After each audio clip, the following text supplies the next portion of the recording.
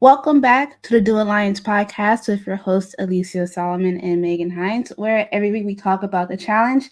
And this week we're back again to talk about the Challenge 39 Battle for a New Champion, episode number 10, where we're at officially the halfway mark of the season.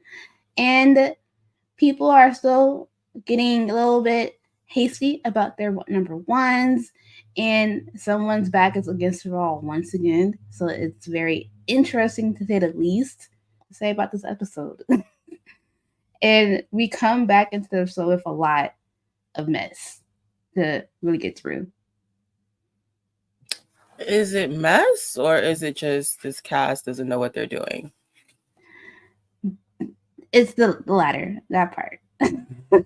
Because everyone we've talked about this, like the core of this whole thing, this whole alliance thing is Jay and Michelle. And a lot of people clocked that this episode. Coming with like Colleen, like with her coming back in the house, not competing in Alicia last week by proxy of Melissa. She's back, but she's like, oh, I'm targeting Mariah because she's playing both sides. And I'm like, what side are you talking about? Because we have no sides. There's no alliances in this house anymore. Like, I keep harping on it, but she had me yelling at the TV today. I'm like, you're talking about alliances. When there are no more alliances, it's just all y'all voting the same way for whatever reason. Because Jay and Michelle are scaredy cats. I mean, I think it's just also Colleen being delusional again with her being connected to the ride or die people from her season and she feeling like they had her back. And this goes back to when Mariah was like, listen, I think we should put Colleen in because she doesn't do anything for us. She's absolutely right. Like, Colleen is just there. Like, Colleen wants to play the mole and just sit in the corner and do nothing. But this is not that kind of game. So the fact that Colleen is now getting in and having those conversations with Jay, with Berna and Asaf, and having those quote unquote game conversations, it just goes to show like they don't even know what they're doing amongst each other. Like, we've seen the definitive idiocy of these people this whole episode, like in between with Jay, Kylan, Michelle, but like every single one of them is just foolish after foolish after foolish. It really is insanity to watch. Yeah, but Colleen also did note like we're doing essentially their dirty work and like getting out people that are expendable to them and people that they want to get out. And I'm like, Jay does not know how to play this game properly. We've seen him play this game before where he's just everywhere and which way. And it's like, oh, now he's big bad in a sense, but he's not. And he's like trying to get out competition with numbers when at the end of the day, you still got to compete and you still have some stronger players in your alliance. So how you fare against them matters at the end of the day. So that's just so funny to me because like now Asaf is trying to target Kylan, and by proxy, Jay's going to target Kylan, but it's like y'all got to worry about somebody else, and that's it. Which is who?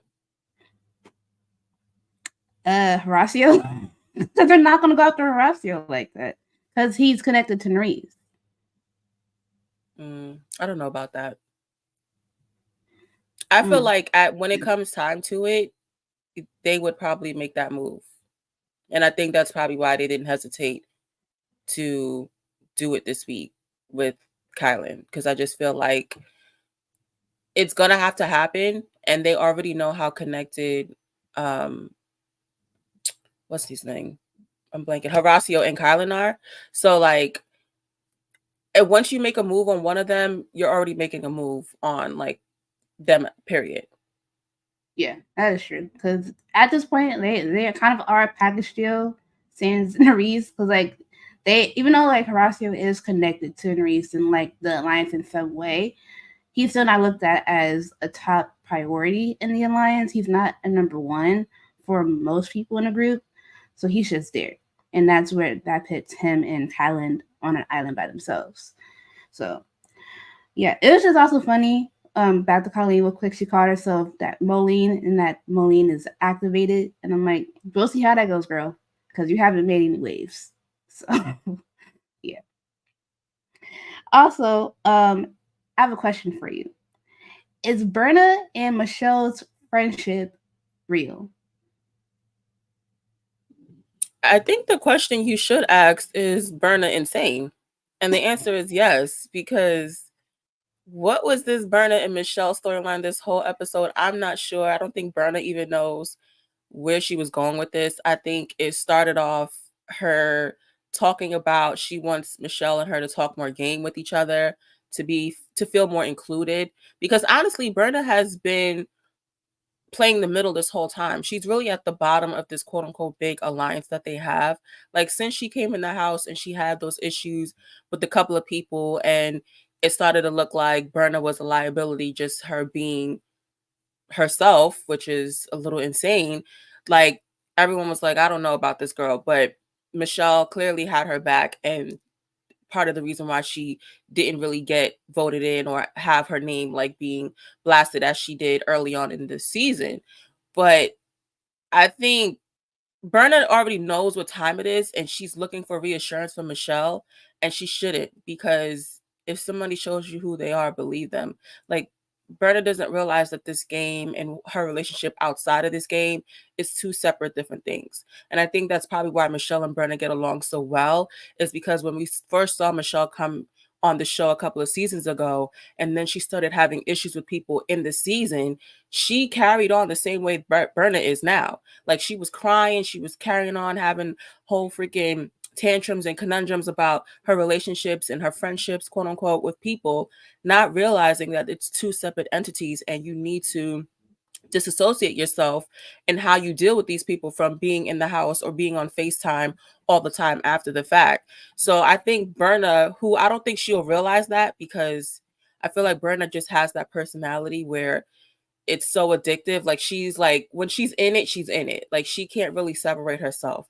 So I don't know how Berna's going to maneuver that moving forward, if she ever comes back in any seasons or whatever. But like Berna was just like insane times too. Like she kept going with it. It wasn't even like it was a one-off convo. It was like, nah, I'm gonna keep going crazy. Like, why are you not hanging out with me? Why are you not talking to me? Why are you not here with me? Da, da, da. It's like, girl, calm down. Like, please. There's like 15 other people in the house you could talk to. I'm pretty sure like you can find some other conversation somewhere else other than Michelle. Like, Yeah, please. it was giving stage 5 clinger, and I'm like, I get it. Y'all are friends outside of this. Y'all are cool. But Michelle has a lot of friends in this house. She's trying to, I'm not gonna try to defend her or anything, but like she's trying to balance both being a friend of people and having people's backs in the game.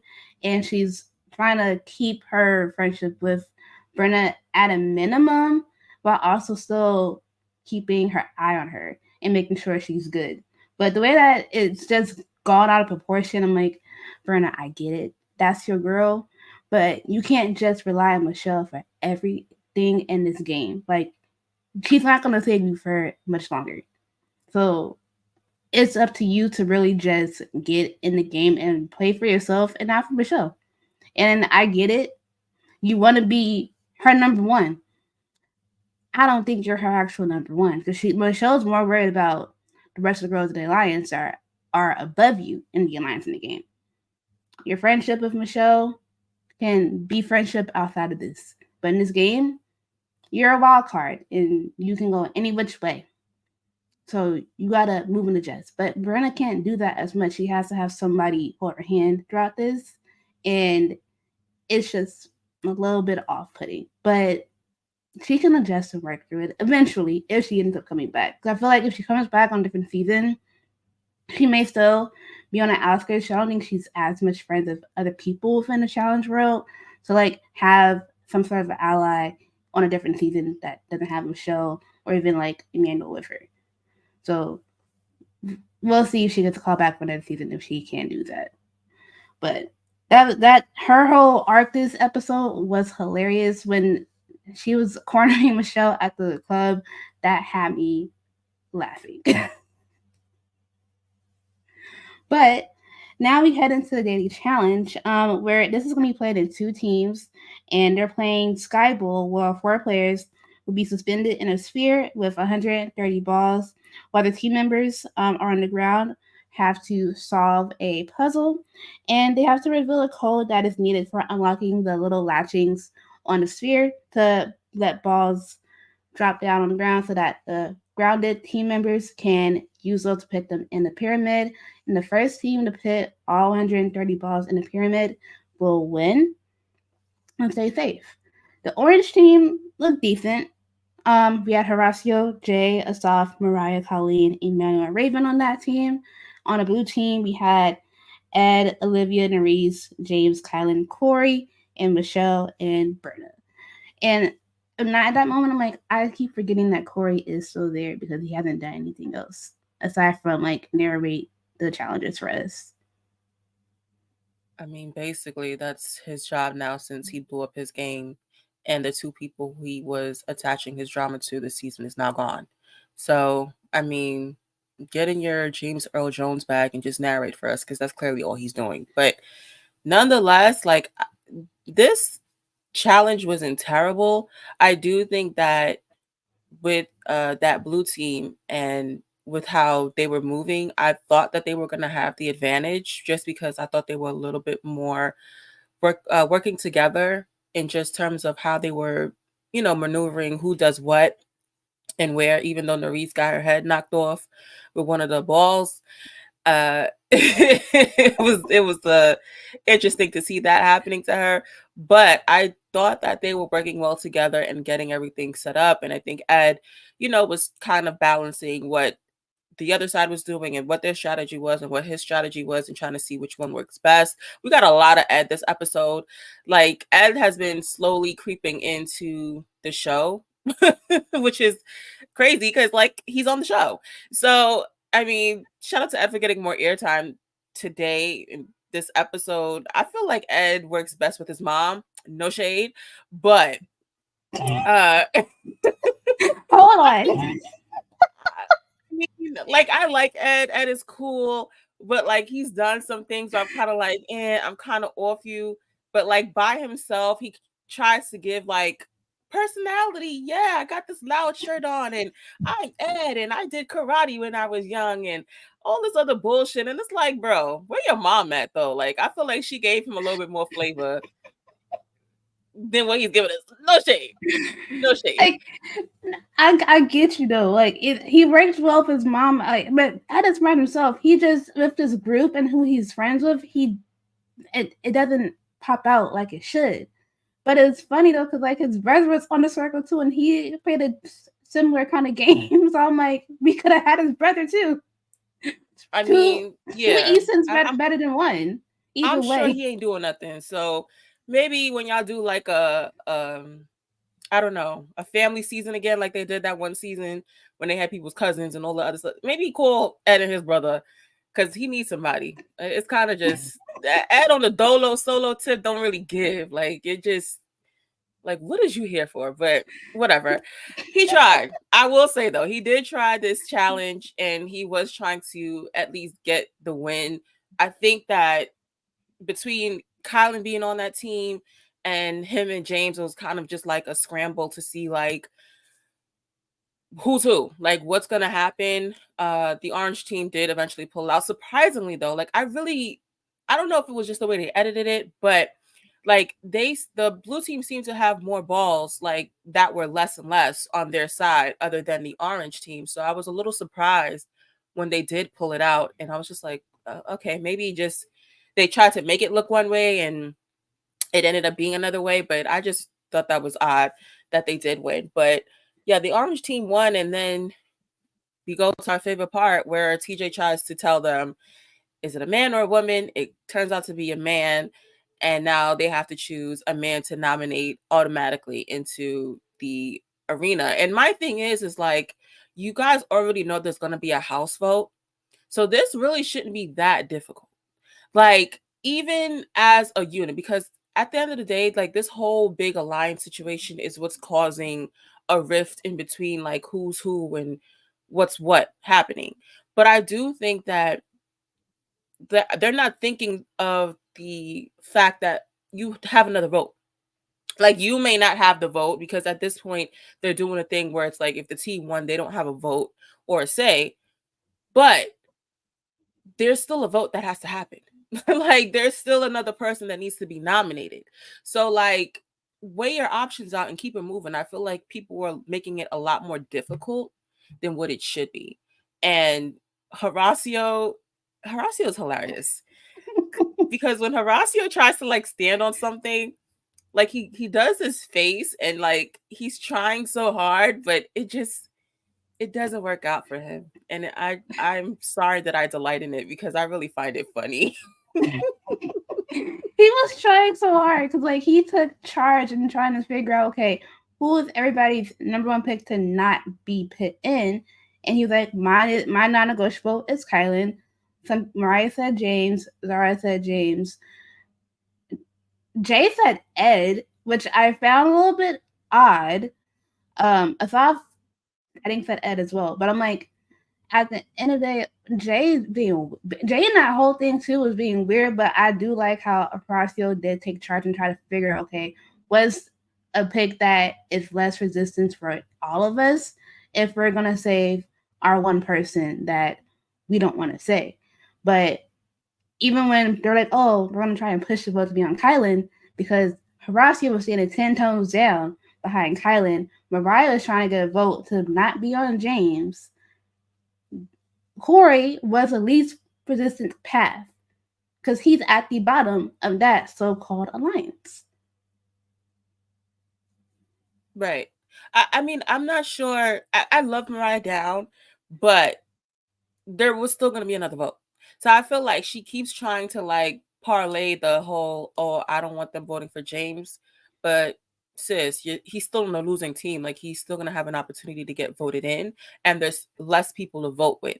So, or vote for, I should say, because there's only 3 other people. So you don't have that much leeway and room to kind of do anything. You know what I mean? But I do think that Jay not saying, I'm not surprised that Jay picked Ed over Kylan, essentially, because Kylan has been in Melissa world this whole time. Like, he's been up under her since him and her connected on the show. So now that she's gone, like Jay said, he has to reacclimate himself back into the group of people.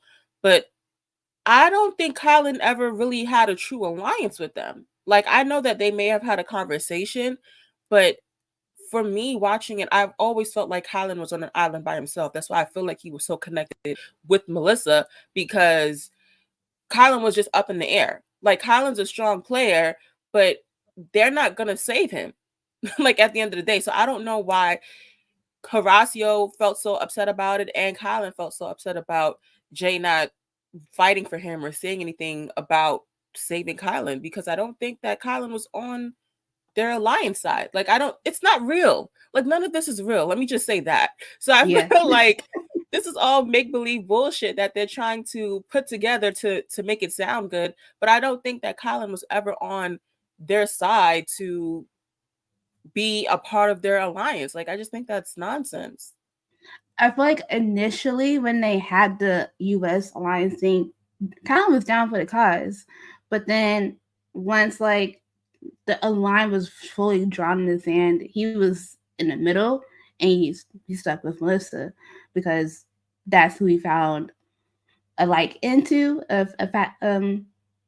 love into whatever and her. So he had her as a number one, but because that alliance is stupid and decided to target Big T Melissa, that put him in flux as well because he is a number for the alliance, but he's also close to Melissa. So that hindered his game a bit because he was really in flux between both of those things. And it's not to his detriment as much because he still was able to navigate his way between both. But now that like they put him off to the side even more because of that, now he has to come back in the fold and actually reacclimate. But I'm like, he doesn't need to because now he can see like, okay, but he knows like I'm not in the main group, but I still want to be part of it. That's what he is like trying to see. But it's like at this point now, being halfway through the game, the line was drawn already. Now, okay, figure out where you stand. You're at the down of the alliance.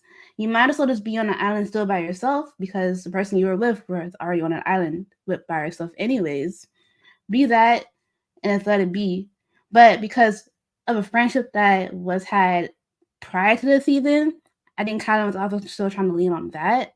But Jay don't care because Jay just doesn't care about anybody else but himself in this game and his number ones. Because in the game, Kylan was not a number one asset for Jay at all the whole time. It was mainly Asaf and Ed, and then by proxy, everybody else just followed in line. Yeah, I can agree with that. But I don't feel like this whole Horacio now seeing where Jay lies and, Carlin taking such offense to Jay voting him in and not fighting for him. I think it's just bullshit because where were you the whole time? You were up under Melissa. So, yeah, it's not a real alliance. Like, I feel like him and Horacio being close should just go to show, like, maybe y'all should click up and whoever wins keep fighting for each other because y'all are the only people that really have each other's back. Like, that's what a true quote unquote alliance is at the end of the day. People sticking together and fighting for each other no matter what the situations or circumstances that happen amongst each other. So, yeah, Horacio and Kylan are that, but the other side has clearly shown like they're just so chaotic and they don't know what they're doing. So it just leaves room for interpretation for everyone, including Kylan, who now realizes like he's really solo dolo. At me, maybe has Horacio if Horacio stays, and then maybe has Narice's back because Narice and Horacio have each other. Yeah. And it's like at the end of the day, Jay's true number one in the game is Michelle. That's them. They're forever locked in on the show. Whenever they come on here together, it's them against everybody else, and then whoever can like parlay themselves to be with them.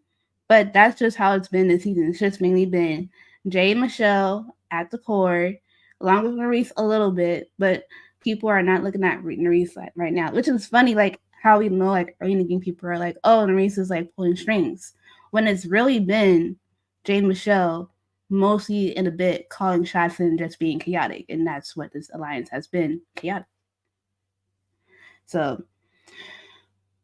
with that, can Jake save himself or should Mariah try and save him? No, and one thing I would say is, I mean, James hasn't done anything much this season except for gas out, but I like James and his thought process this whole episode because obviously James would be the nominating vote for everyone else after Kylan goes in. So James is just like, at the end of the day, I'm not begging. Like, he knows what it is. It's been a whole US versus UK alliance. They've been trying to get him out this whole time. He's not really like he's not really moving the needle in a sense where they need to get him out because he's a strong player. They feel like he's more of a threat because it's hindering quote unquote Mariah's game, which is really not at the end of the day. Like, Mariah's just, she's found someone she's cool with, she likes, and she's standing up for him. Like, that's it at the end of the day. I feel like everyone just wants to control Mariah because they know she can kind of lean either way in terms of how voting will go. But it's all nonsense. But I do like James being like, listen, I'm not gonna beg, I'm not gonna grovel.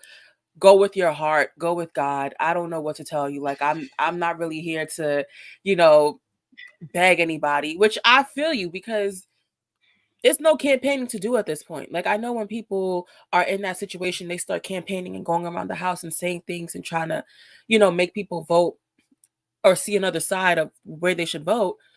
But at the end of the day, James has been on that UK side this whole time. And then he's connected to Zara and Zara is a strong player too. So this doesn't help any of their games. So of course, James is going to be an easy vote. James already knows this. He's cool with it. James is like, I'll go in. I'll do what I got to do. I'm not going, what we going to do here? Like, what's up? It's really not, it's nothing to say. Yeah, because like he's been on the other side the whole time. Mariah found a liking to him, And that's her prerogative. But them like being like, oh, James is a liability for her in this game. He's not. He's just not running with y'all because y'all have this alliance, quote unquote, but y'all gotta throw shots at one another. Like let her have her own number one and play her game. Because at this point, that's what all y'all should be doing, and not worry about this goddamn alliance. Like I texted you earlier when Colleen was harping on it. Like, bro, this is alliance. This alliance is dead. It's over. You're halfway through the game. Y'all already knocked out most of the UK people. It's just two. What are them two gonna do by themselves? Nothing. So y'all just got an invite. And that should have been chaos. But no, we got them playing, I want to save such and such. I want to go after such and such else. That's not how you play this game, but this is what these stupid idiots are doing. Yeah, I do feel like in some way, shape, or form, they achieved what they wanted to, which was to get the UK people out, whether it happened by chance or by force. It happened. So you do have the upper hand with just having James and Zara left over in this quote unquote UK alliance.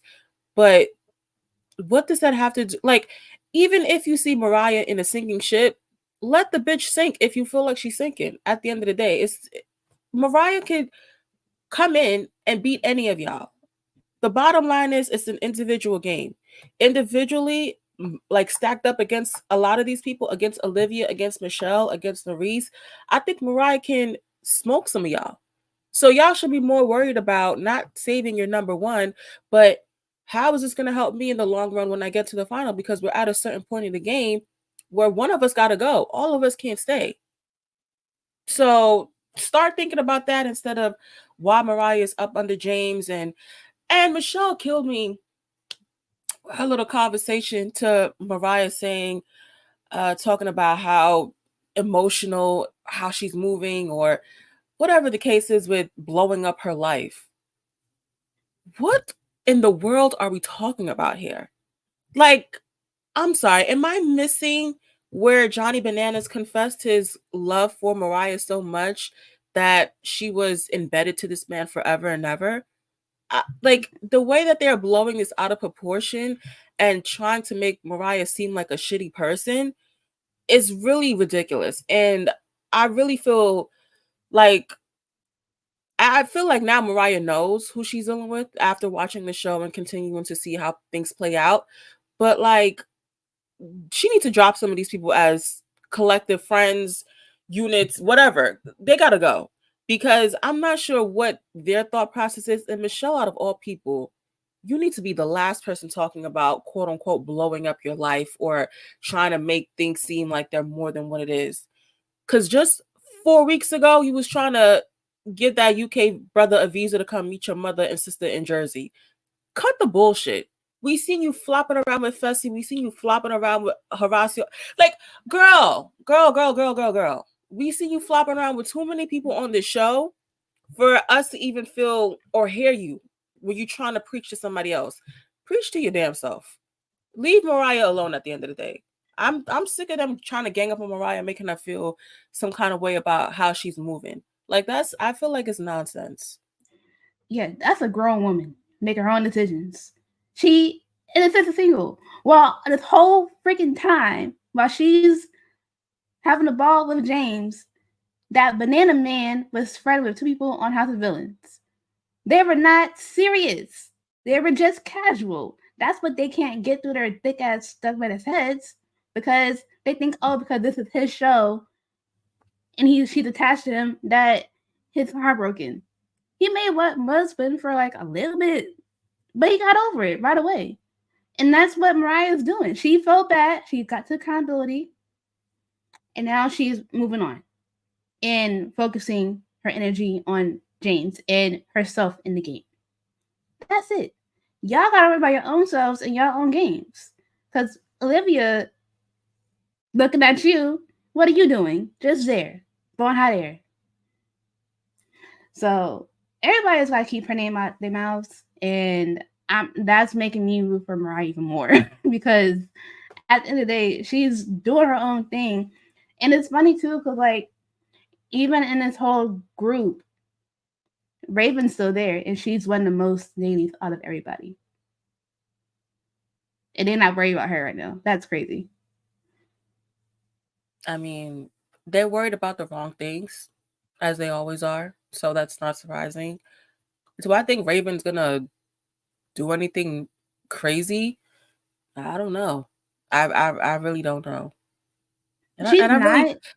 yeah, I don't really see it for Raven either. Like Raven's cool, but she has a lot of um character issues, I would say, and character flaws that I really just can't get jiggy with. So whatever, Raven.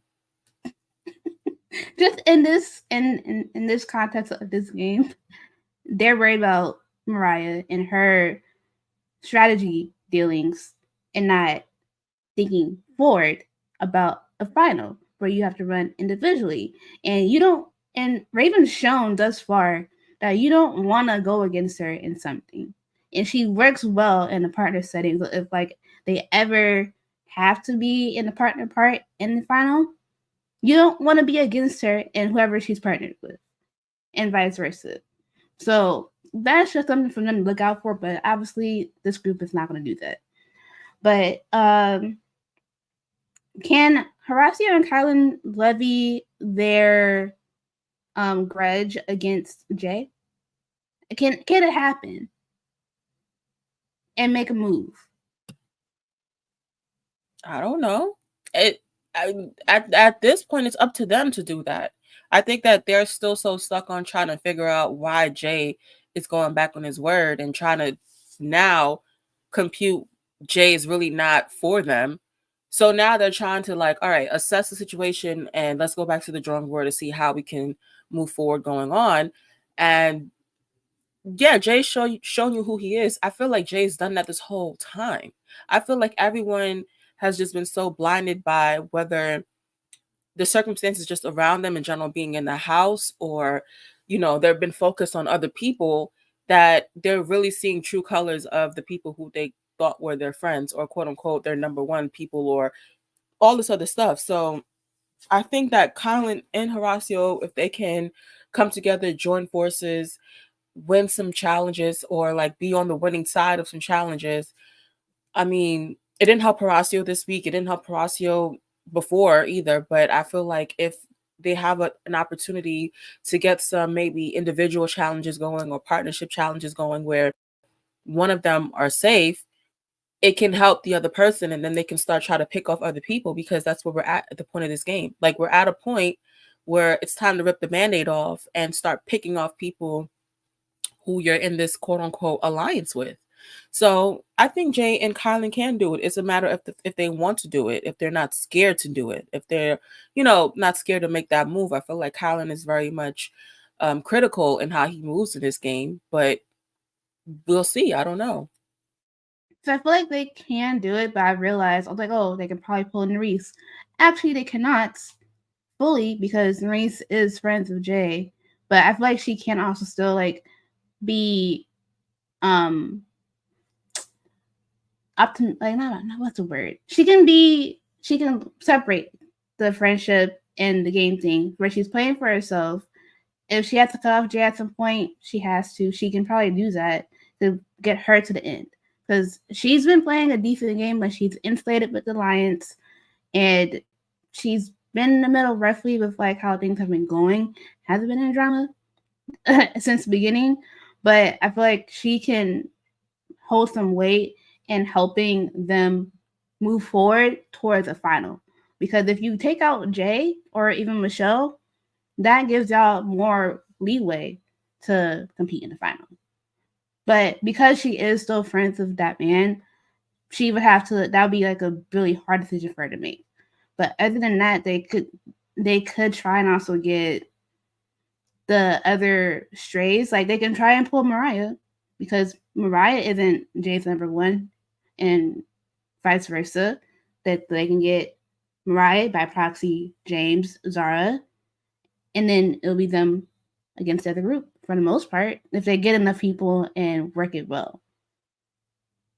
I mean, that sounds good, but we know that's not going to happen because Mariah said she was trying to get Horacio out to begin with. And then she made a deal with Nerys to not say Horacio's name if she would not say James's name. But obviously, Nerys backed out of her word and said James's name anyway. So that's that. I feel like that whole thing is that it's over for that with Mariah and Nerys. That thing is dead. But I do think that Jay and Kylan would have to do this like sort of alone, and Nerys will have to make a decision at the end of the day. I really don't know where Nerys falls. I think that Jay kind of set the tone with how Horacio and Nerys were moving in the house when he had that conversation with Kylan and Horacio, and basically was like saying Horacio and Nerys just sit on the couch for 10 hours all day and are up under each other. So I'm not sure what gameplay is happening there with them being in the house. I feel like they're just using the connections that they have to still float on. And that can also hurt you at the end of the day, because if you're not really still there with people, like having those conversations and connections, then people are going to feel like, well, what the hell am I keeping you here for? You're no use. You're no of any use to anyone. That is true.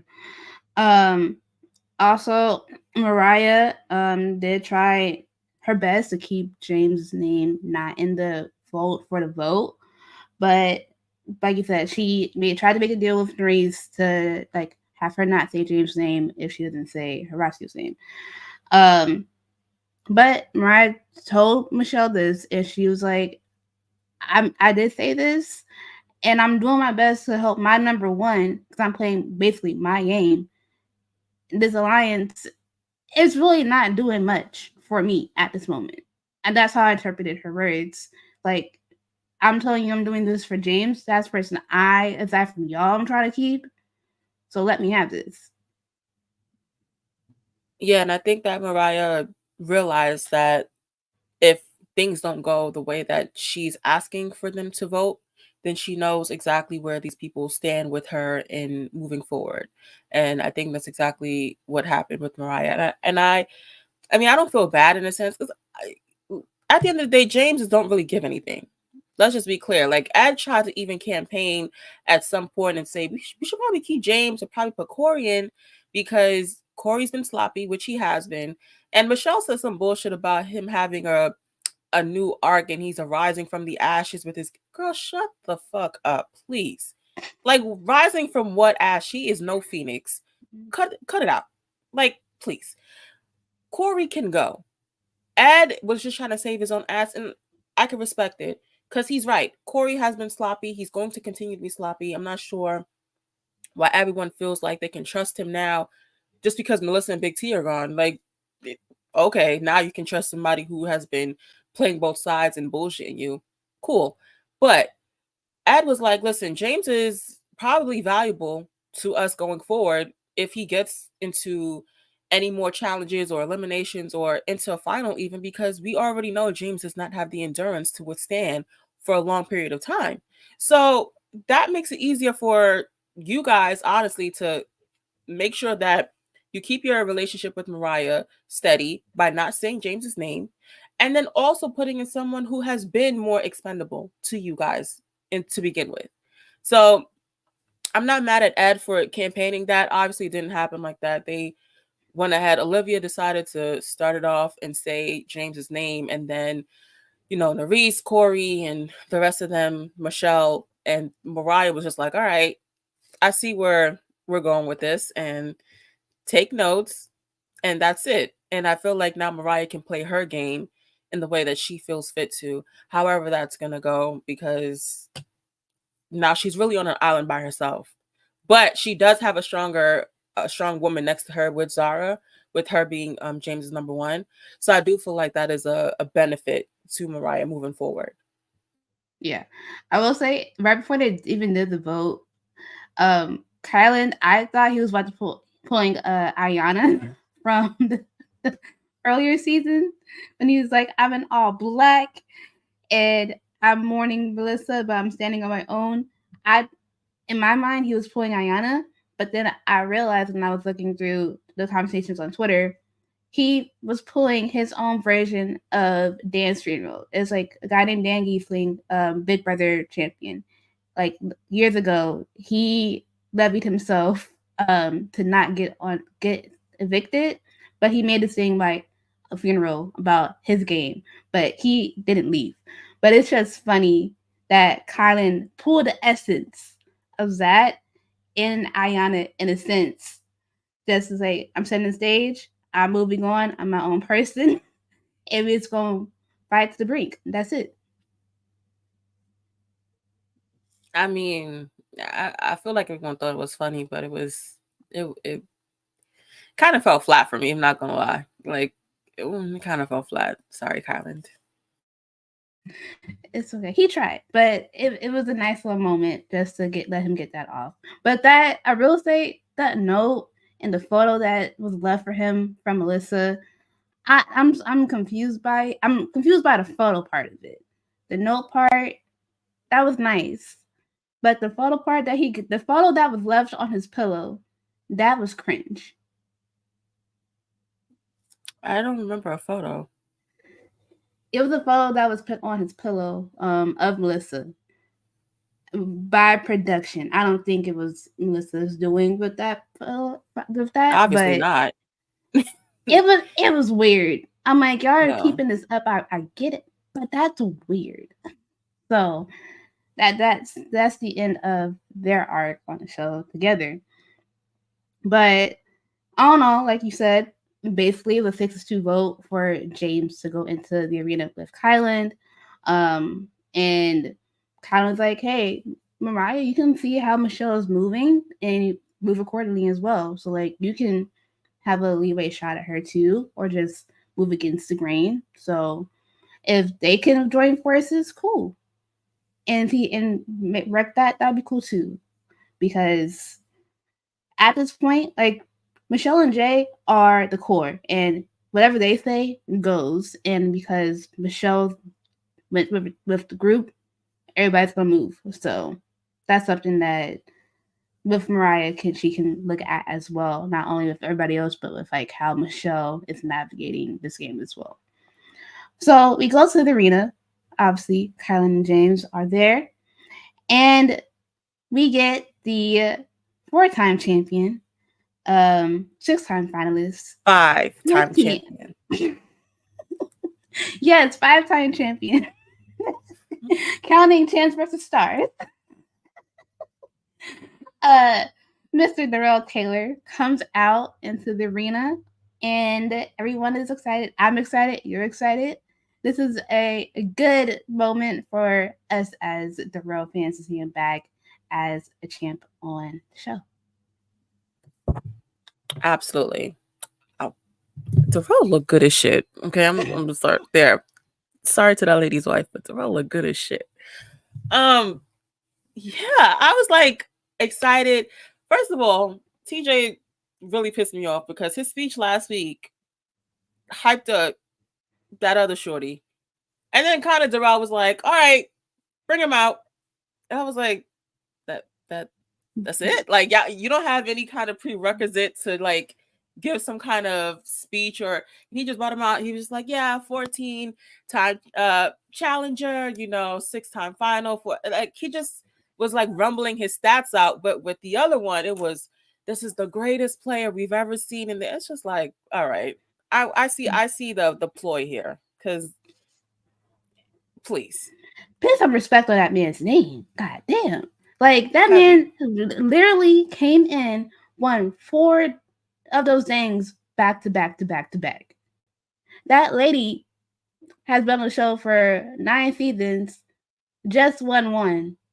She's not the greatest. I'm so sorry. But if we talk about the greatest challengers, Darrell is up there. If he's not number 1, he's in the top 2. So that's He's that amount. definitely in the top 4 of men, I would say, specifically. Because people are going to say Bananas, of course. They're going to say CT, and I will put Darrell up there. So that's just me and my biases. But I feel like even with the biases, stat-wise and just number-wise and playing this game, he's definitely up there. So I will say that. But I was like, okay, now Darrell, what are you going to do? Because we know Darrell is a wild card. And I love Darrell down. Love Darrell down. But I know that he can be a bit of a wild card. We've seen him in the last couple of seasons come on the show and pull some stunts, okay, to say the least. So I was kind of like, I want to know who he's going against. He also shaded James, which is funny, and said that James looks like he could be an ice skater. Looks like No, he y'all should with Dance with the his leggings Stars. on. Dance with the Stars too. Listen, one thing Darrell is gonna do is crack a little joke here and there, give a little funny. I'm here for it. Like that's how you do a confessional, Asaf. Take notes. Uh, but when he picked Colin, I'm like, all right, this is the first time I'm rooting for somebody to go home. Because this whole time, I'm like, they need to, you know, they need to keep the 10K. It'll be better off of them going into the, like not having that money leave the pot. I'm like, y'all should be rooting for the person that's in there, not the other person, not the other way around. However, this week my bias is still strong, and I'm like, listen, Darrell, if you come in this bitch and you lose, we gonna have more beef. Because why would you even come and lose? I love Darrell down, but come on, man, come This is on, man. this is the same man who loves a tangerine. Okay, he loves them tangerine puzzles. And last we saw him, aside from the elimination that he was in, he didn't want to do a heist thing. He hasn't. He's done decently, but he hasn't been top tier Darrell as of late. So I didn't know which Darrell I was going to get for this elimination because when he turns it on, he turns it on, but sometimes he has a little bit of a misstep, and I was like, I don't know what this is going to be with him today. And I love Darrell. I do. I very much do.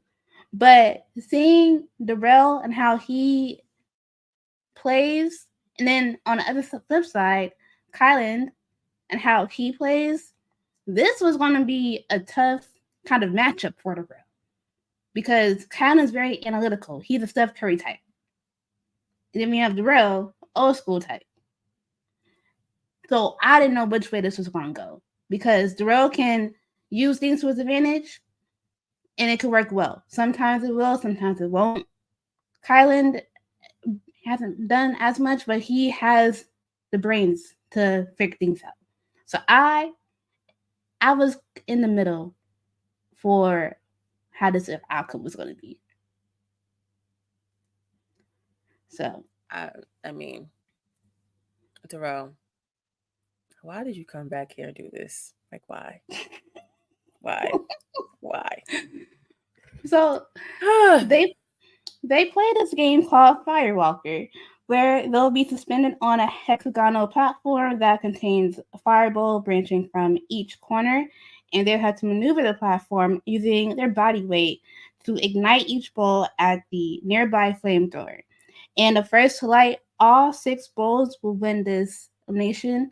Stay in the game, keep the pot nice, or steal some money and go home. Darrell was on a good roll to start off. He got like 3 right away.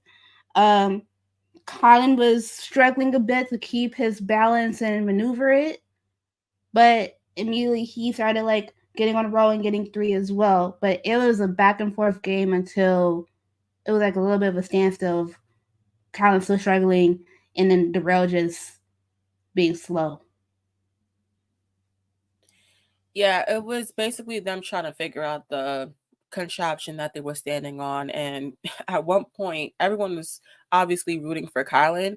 And they were like screaming at Kylan. And Kylan was like, everyone's yelling and it's pretty much useless. Like, y'all are yelling and none of this is even helping. It's all worthless. Like, it's a different animal when you're in the elimination itself trying to deal with what you're dealing with. Like, it may look one way, but you're having to deal with it another way. So I mean, kudos to Colin for figuring it out, staying calm. Like there was a couple times he done slipped and fell and like fell. I was just like, you doing a lot of wobbling. Like, what's going on here? But again, I was rooting for Darrell. Once Colin started slipping and falling, I'm like, Darrell, you could pull this out. Figure it out somehow. Like, It's right there for you to get. But once Colin had got that fifth one, I'm like, all right, Darrell is taking a little too long to try to figure out how to get these next two. And it kind of was just the writing on the walls of seeing that Darrell may or may not win this. And obviously, Darrell ended up losing. And I was just like, I was upset. This is the first time I was like absolutely like upset that a freaking challenger came back and lost. Like Kaz, I didn't care about because Kaz was whatever. But Darrell, you came back here looking good as shit, and now you lose. Why? Why? I don't know. I like I said, if you, at this point in his challenge career, you never know what you're gonna get with Darrell. He'll go on a good little run and win things, and then at one point he makes a misstep and doesn't see the full scope and get a grasp of it. Like he didn't. I feel like he didn't have a good grasp of it because he was being so slow, and being slow on that pole wasn't gonna help him as much because Kylan, even though he was struggling out the whole thing, he managed to get his grip and go around and be smart about it. Darrell just didn't do nothing. And that pissed me off. I'm like, sir, okay, I get you're trying to be slow, but you got to be slow and smart about how you get to this. He didn't do that. So I get why he lost. But, sir, if you're going to keep coming back and you got a reputation to uphold, come correct and be smart. That's it. Like I said, I love Darrell, but that man really pissed me off with that. So I'm like, listen, I know I feel like how it's gonna go. It's not gonna go well. If he wins, great. Another elimination win under his belt that he gets to take some money. But a little bit of me was like, if Kylan wins this, I'm good. I want to see him exceed. So, I mean, it was good for Kylan just because he was very assertive in how he was talking. Whenever TJ mentioned like, what do you like, what do you got to do? He's like, I'm trying to, keep the 10K because I want to win the money and all this other rah crap that Kylan was spewing. But it is good for Kylan's game to come back because obviously Jay wanted him out. Now Kylan can come back and assess the situation with Jay and the rest of the people in the house. Him and Horacio can kind of have a game plan going forward to get to the point where they can start getting those people out. And then we ended off on a strong note because they have to do a challenge in an hour. So basically, now it's like another twist happening. All bets are off, and it's no time to rest, no time to kind of simmer and talk game plan and try to figure out what's next and what's here, what's there. No. In an hour, we start a challenge. Let's move forward. And I'm here for it because we need something to kind of shake up this whole monotony situation and keep getting the repetitive storylines of the Alliance and Mariah and all this other crap. so that now they've made Mariah the main character, and I'm here for it for her. Like she warmed up from last season, and she's here and she's the moment. So props to her for really being the star of the season with Melissa and Big T. They keep having their names in their mouths. So props to her. But also after the episode, we do get the mid-season trailer, and there's mess that will more ensue because we got baby mess this first half of the season, but the girls were actually fighting, and the men as well, because Jay and Kylan got into it. Olivia and Reese gonna get into it. When with Olivia just looking like, "What's happening? Why are you coming at me like this?" And we also get CT. Nerese just popping shit as usual. Nerese is like, "Don't let me come over there and pop you in the mouth." Like, Nerese, you ain't gonna do nothing. Please cut it out. And I don't think Jay and Kylan was anything serious too. Jay was just talking, and Kylan was just like, "Yeah, whatever." Like he kind of just looked off of it. I just think that did it look intriguing? Not necessarily. I just want to see CT come back. Obviously, like I mentioned before, like CT came back and he had the like the third draw in his hand, and he just came back. I'm not gonna hold you. CT looked coked up. Like his eyes was wide. He looked ready to go. I said, CT, my good brother, are you on something? Because his eyes looked crazy. Okay, he Yeah, looked like he was ready to go. Okay, he looked like Bobby Portis ready to fight, and I was like, hold on. come on now. Definitely had the Bobby Portis crazy eyes, but I'm ready to see who he comes in to try to play, and obviously we still have more people coming in with Kara and Laurel and Brad, so we'll get to that too. But obviously CT is the main show in that. Also Kara too, because we haven't seen Kara in a minute. Yeah, and with that, we're gonna get into some of the tweets from this episode. Um, First one: why Berna is having a meltdown if it's a Mel's Day. That girl is so cracked, but low key funny. I was literally at the club. I was cracking up at the fact that Berna was like going after Michelle, and I'm like, I love it because it's the most like fight we're gonna get this episode. So whatever it is, I'll take it. But it was very funny and entertaining. Was it entertaining to see someone go loco like that? I mean, she literally was just like, "Why don't you hang out with me?" Like it was kindergarten. Yeah, kindergarten fights are funny, and I don't take Yeah, it if you're seriously. 5, if you're 4, not when you're 37. Like, come on. I don't want to hear this shit when you fucking a smooth 38 talking about why you don't want to hang out with me. Girl, if you don't find a friend in Jesus and move out of our faces. The next tweet: James was never a This is from Mariah. James was never a liability on my game. When people say she would pick James over us, duh, who will pick me over Michelle or Olivia or Nerese? James told me everything anyone ever told him, regardless if it's aired or not, and voted however I asked him to. I mean, that's solid. He has been in quote unquote voting with the numbers this whole time. Like we've never seen him really gone astray, even though he's vocalized that he wants it because his numbers are dwindling. He's always stood solid with whatever way that they were voting for and voted amongst the majority. So in that term, James is solid. Yeah. When Jay takes off his backwards hat bandana, he looks like an old uncle. I saved this tweet specifically for you. He looks like a character from the show Big Mouth on Netflix. Like the long forehead, the hair to the side, the one like piece that's missing right here in the front that got ate out by that beanie. Like it's a lot happening with Jay, and I really hope for Jay's sake he can find a way along with Nani to go to Turkey and get some reassignment surgeries going on. He can get the hair, she can go back and get her teeth shaved now. We can all have like a challenge family reunion happening in Turkey one of these days. You know what I mean? Like I feel like that's what I feel like I would watch that. Let's film that, guys. How about we do that? Bill Murray, take notes and give us credit. Thank you. The next tweet, and this comes from Grant, friend of the show. Darrell, you know good and damn well you don't give a fuck about Mariah and Banana's bullshit. Production definitely made him say that shit. Because we know Darrell, the company man. He's gonna give wisdom, and then they're like, hey, can you say something as well about this? And look what he did. He did that. And I'm like, this is so off-putting. But he went with it.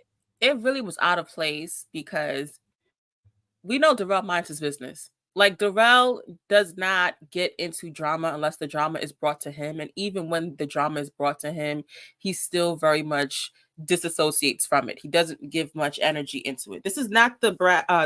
This is not the Darrell we've seen beating up on people, including Brad. This is not that. Okay, the Darrell is way past that stage of his life and who he is as a person. So I highly doubt and believe that he even gives two craps about Mariah and Bananas. Like, come on now. And this is the third person now who's come in and tried to say something about this to Mariah and try to lecture her. Like, give it up. Yeah. The next tweet. Michelle is running this game, but when her and Jay played with the real cast, they fell apart. That's why the season is so boring. No one would have survived if they played with real challengers. That's 100% facts. We've seen it for the past 2 seasons that they were on together, and yeah, that's really just sums up the show. Yeah. Also, really quick, because of the super trailer in Olivia versus Nerys, Nerys did go on not a she went on a not a tirade, but she went on a mission on Twitter last night. So I haven't deleted tweets, some tweets still up, but this one tweet is towards Olivia. She's like, Olivia, since you want to like dumbass tweets that you very much know aren't true, let me go ahead and expose you since MTV want to save you with edits. You're a fake ass pathological liar, and majority cast know that. I'm gonna leave it right there. Why? You want me to go ahead with the last line? What I will say is, I mean, yes, I feel like please continue because she tweeted it, even though she deleted it. Listen, when she put it out there, it's up for grabs. But I will say, because Emmanuel has been retweeting toxic things that about women, and I can't respect it. Yeah, I'm gonna leave that last line out because that he's being a villain on Twitter, but he can't do it on air. So I'm like, sure, leave us alone. But that's just a precursor of what we may get in the next part of the season with them going at each other, I guess. But Maurice just feeling off put by Olivia and how she moved. We'll see how that goes. But there's much more like between them that has happened off screen that we haven't seen that made this brew over. So we need a reunion at this point. Hopefully, when but I think that Horacio might not even go because he's still shooting his show. But whenever they do this reunion, people better stand 10 toes about what they say online. I mean, rarely do they, but some of this cast has shown that they will come with a vengeance to reunions to air out anything that they need to. So hopefully, if there is a reunion, we do get that. Thank you guys so much for listening. If you would like to follow us on Twitter, you can at Duel Alliance Pod. You can follow Megan at Literally Megs. You can follow myself at Ace_S5. You can watch us on YouTube if you're listening at Duel Alliance Podcast. And we're going to leave you with a little snippet of a message that we got from Darrell in regards to our 3-year anniversary. If you would like to listen and you're watching this on YouTube, you can head over to the audio and listen to that then. But thank you guys for listening. We'll see you guys next week. Bye. Bye.